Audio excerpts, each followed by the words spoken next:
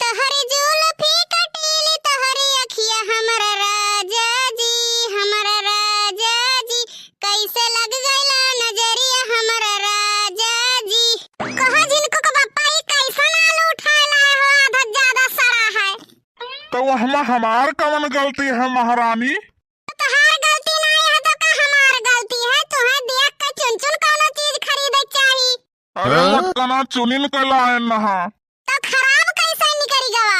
अरे महारानी जैसे तो निकल गयो खराब वैसे अलुइयो निकल गवा। असल से जिनको को पप्पा ई शुक्र मनाओ कि हथवा में हमारे कोनो हथियार नहीं रहा, नहीं तो अब तहार दहियो कहत कि हमें हरदी चाही।